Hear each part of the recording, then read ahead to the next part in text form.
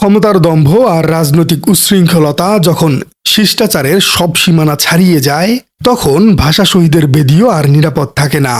BNP, ছাত্রদল এবং তৃণমূল পর্যায়ের নেতাকর্মীরা এতটাই উচ্ছৃঙ্খল হয়ে উঠেছে যে তারা একজন নির্বাচিত সংসদ সদস্যকেও শহীদ মিনারে ফুল দিতে দেয়নি।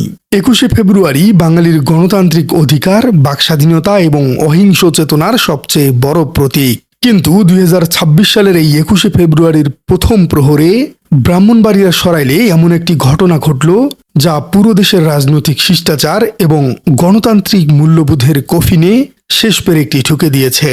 সদ্য নির্বাচিত স্বতন্ত্র সংসদ সদস্য এবং একসময়ের দাপুটে বিএনপি নেত্রী ব্যারিস্টার রুমিন ফারহানাকে ভাষা শহীদের প্রতি শ্রদ্ধা নিবেদনে বাধা দিয়ে শহীদ মিনার প্রাঙ্গণ থেকে তাড়িয়ে দেওয়া হয়েছে।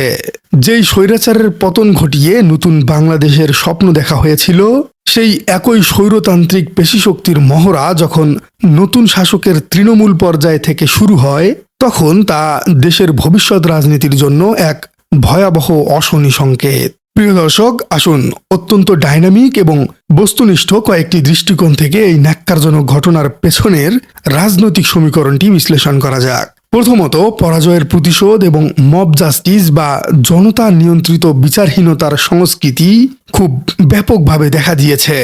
এই ঘটনার পেছনের রাজনৈতিক প্রেক্ষাপটটি অত্যন্ত কৌতূহলোদ্দীপক। রুমিন ফারহানা দীর্ঘদিন ধরেই বিএনপির অন্যতম তুখর এবং সোচ্চার নেত্রী ছিলেন, কিন্তু সদ্য সমাপ্ত জাতীয় নির্বাচনে জোটের সমীকরণে ব্রাহ্মণবাড়িয়া 2 আসনটি অন্য দলের প্রার্থীকে ছেড়ে দেওয়ায় তিনি স্বতন্ত্র নির্বাচন করার সাহসী সিদ্ধান্ত নিয়েছিলেন। দল তাকে বহিষ্কার করলেও সরাইলের সাধারণ মানুষ তাকে বিপুল ভোটে বিজয় করে সংসদে পাঠিয়েছে। রাজনৈতিক শিষ্টাচার বলে জনগণের রায়কে সম্মান জানানোই হল গণতন্ত্রের মূল সৌন্দর্য। কিন্তু সরাইল উপজেলা বিএনপির সাবেক সাধারণ সম্পাদক আনোয়ার হোসেন মাস্টারের নেতৃত্বে একদল যুবক মিছিল নিয়ে এসে পরিস্থিতি ঘোলাটে করে তোলে। জনগণের ম্যান্ডেট বা রায় মেনে না নিতে পারায় চরম হতাশা এবং রাজনৈতিক প্রতিহিংসা থেকেই রুমিন ফারহানাকে শহীদ মিনারের সামনে পরিকল্পিতভাবে বাধার সৃষ্টি করা হয়। একজন নির্বাচিত জনপ্রতিনিধিকে তার নিজ এলাকায়, তাও আবার শহীদ মিনারের মতো একটি পবিত্র স্থানে বাধা দেওয়া মূলত সাধারণ ভোটারদের রায়ের প্রতি চরম অবমাননা। দলের অভ্যন্তরীণ শৃঙ্খলার চরম অবক্ষয় এবং কমান্ড চেইনের অনুপস্থিতি এই বিষয়টি বিএনপির মাঝে বেড়েছে ব্যাপকভাবে। একটি রাজনৈতিক দল যখন রাষ্ট্র ক্ষমতায় বসে, তখন তাদের তৃণমূলের কর্মীদের আচরণই প্রমাণ করে দলটির সুশাসন প্রতিষ্ঠার যোগ্যতা কতটুকু। সদ্য ক্ষমতায় আসা একটি দল যদি নিজেদের মাঠ পর্যায়ের নেতাকর্মীদের ন্যূনতম শৃঙ্খলায় রাখতে না পারে, তবে সাধারণ মানুষের নিরাপত্তা কোথায়? রুমিন ফারহানার মতো একজন হাই প্রোফাইল নির্বাচিত এমপির ওপর যদি এই পরিকল্পিত হামলার চেষ্টা হয় এবং তাকে লাঞ্ছিত করে ফিরিয়ে দেওয়া হয়,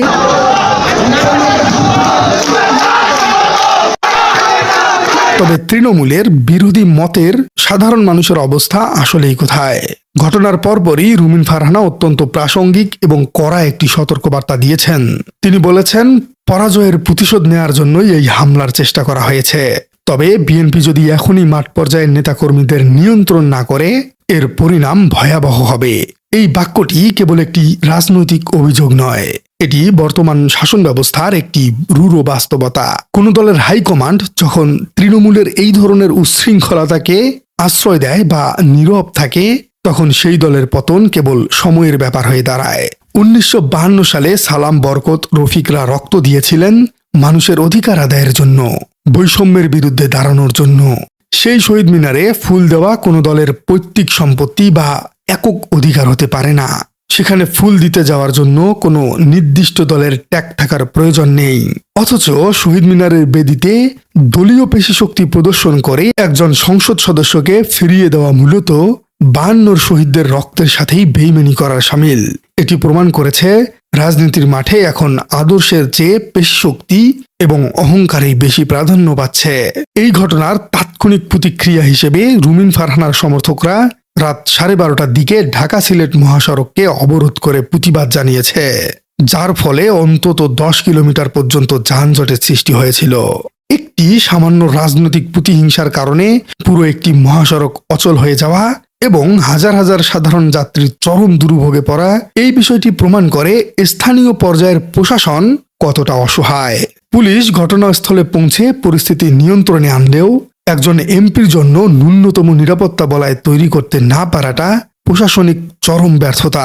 গত ১.৫ দশক ধরে রাজনৈতিক দলটি গণতন্ত্র, বাকস্বাধীনতা এবং ভোটাধিকার হরণের বিরুদ্ধে রাজপথে রক্ত দিয়েছে। ক্ষমতার কাছাকাছি আসার পর তাদের তৃণমূল কর্মীদের এই আচরণ চরম স্ববিরোধিতার জন্ম দিয়েছে। শহীদ মিনার কোনো নির্দিষ্ট দলীয় কার্যালয় নয়, এটি একটি জাতীয় সম্পদ, ভাষা শহীদের আত্মত্যাগের সর্বোচ্চ প্রতীক। সেখানে যাওয়ার পথ আটকে দেয়া মূলত সেই চরম স্বৈরতান্ত্রিক আচরণের প্রতিচ্ছবি, যার বিরুদ্ধে লড়াই করে দেশের মানুষ এই নতুন রাজনৈতিক পটভূমি তৈরি করেছে। এটি অত্যন্ত স্পষ্টভাবে প্রমাণ করে ক্ষমতার হাত বদল হলেও প্রথাগত রাজনৈতিক দলগুলোর দখলদারিত্বের মনস্তত্ত্বে কোনো পরিবর্তনই আসেনি। এই বাধা দেওয়ার পেছনের মনস্তত্ত্বটি অত্যন্ত কৌতূহল উদ্দীপক। ব্যারিস্টার রুমিন ফারহানা প্রথাগত দলীয় প্রতীকের উপর ভর না করে নিজের ব্যক্তিগত ইমেজ, স্পষ্টবাদিতা এবং সাধারণ মানুষের সরাসরি ভোটে নির্বাচিত হয়েছেন। দলীয় হাইকমান্ডের সিদ্ধান্তের বাইরে গিয়ে তার এই বিজয় স্থানীয় বিএনপি নেতাদের জন্য একটি বড় মনস্তাত্ত্বিক পরাজয় ছিল। শহীদ মিনারে তাকে বাধা দেওয়ার মূল কারণ ভাষা দিবসের চেতনা নয়, মূল কারণ হলো সেই পরাজয়ের গ্লানি এবং রাজনৈতিক নিরাপত্তাহীনতা। একজন জনপ্রিয় জনপ্রতিনিধিকে জনসম্মুখে অপদস্থ করে মূলত তাকে এবং তার ভোটারদের একটি ভীতিকর বার্তা দেওয়ার চেষ্টা করা হয়েছে। জুলাই গণঅভ্যুত্থানের স্পিরিট বা চেতনার সাথে এই বিষয়টি পুরোপুরি সাংঘর্ষিক।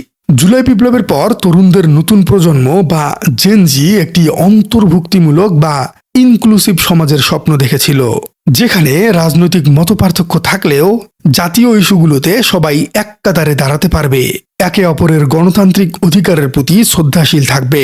কিন্তু ২১শে ফেব্রুয়ারির প্রথম প্রহরে ফুল দেওয়াকে কেন্দ্র করে এই পেশিশক্তির মহড়া নতুন প্রজন্মের কাছে অত্যন্ত নেতিবাচক বার্তা দিচ্ছে। তারা দেখতে পাচ্ছে প্রথাগত রাজনীতি এখনো সেই আধিপত্য বিস্তার, পেশিশক্তি প্রদর্শন এবং বিরোধী দলকে দমন করার নোংরা চক্রে আটকে আছে। এই ঘটনাটি প্রমাণ করে ক্ষমতার দম্ভে দলগুলো বিপ্লবের চেতনা থেকে যোজন যোজন দূরে সরে গেছে।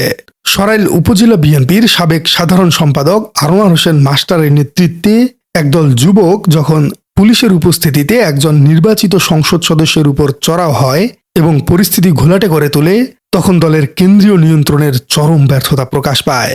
দলের শীর্ষ নেতৃত্ব যদি এখনই এই ধরনের উচ্ছৃঙ্খলতাকে কঠোর হাতে দমন না করে এবং দায়ীদের বিরুদ্ধে সাংগঠনিক ব্যবস্থা না নেয়, তবে আগামী দিনে এই সংঘবদ্ধ সহিংসতা দলের ভিতরেই ক্যান্সারের মতো ছড়িয়ে পড়বে। আজ একজন স্বতন্ত্র এমপির পথ আটকানো হয়েছে, কাল হয়তো দলের অভ্যন্তরীণ কোন দলে নিজেদের নেতারাই আক্রমণ হবে। আইনি এবং প্রশাসনিক পদক্ষেপের বিষয়টিও এখানে গুরুত্বপূর্ণ।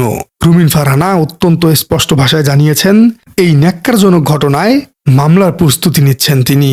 গণমাধ্যমের সামনে তার এক আহত কর্মীর অবস্থা তুলে ধরে তিনি প্রমাণ করেছেন পরিস্থিতি কতটা ভীতিকর এবং আগ্রাসী ছিল। আইন শৃঙ্খলা রক্ষাকারী বাহিনী মহাসড়কের যানজট নিরসন করে পরিস্থিতি নিয়ন্ত্রণে আনার কথা বললেও শহীদ মিনার প্রাঙ্গণের একজন সংসদ সদস্যকে নিরাপত্তা দিতে না পারার এই ব্যর্থতা কোনোভাবেই এড়ানো যায় না। সব কথার শেষ কথা, রাজনীতিতে প্রতিযোগিতা থাকবে, মতাদর্শের ভিন্নতা থাকবে, এটা কিন্তু স্বাভাবিক। কিন্তু সেই ভিন্নতা যখন ভাষা শহীদদের পবিত্র বেদি পর্যন্ত গড়ায় এবং পেশিশক্তির মহড়ায় রূপ নেয়, তখন তা পুরো জাতির জন্যই একটি লজ্জাজনক অধ্যায় হয়ে দাঁড়ায়। যে অহংকার এবং দখলদারিত্বের কারণে বিগত সরকারের পতন হয়েছে, সেই একই পথে হেঁটে তৃণমূলের এই উচ্ছৃঙ্খল নেতাকর্মীরা মূলত নিজেদের দলের জন্যই বড় গর্ত খুঁজছেন। দর্শক, ২১শে ফেব্রুয়ারির মতো একটি পবিত্র দিনে শহীদ মিনারে এই রাজনৈতিক দখলদারিত্বকে আপনি কিভাবে মূল্যায়ন করছেন? একজন নির্বাচিত সংসদ সদস্যকে বাধা দেওয়ার এই ঘটনা প্রমাণ করে যে আমাদের রাজনৈতিক সংস্কৃতিতে পরমত সহিষ্ণুতার চূড়ান্ত মৃত্যু ঘটেছে। প্রিয় দর্শক, কমেন্টে জানিয়ে দিন আপনার মূল্যবান মতামত। আর আপনার রাজনীতি চ্যানেলে নতুন হয়ে থাকলে চ্যানেলটি সাবস্ক্রাইব করার অনুরোধ থাকলো। দেখা হচ্ছে পরবর্তী কোনো ভিডিওতে।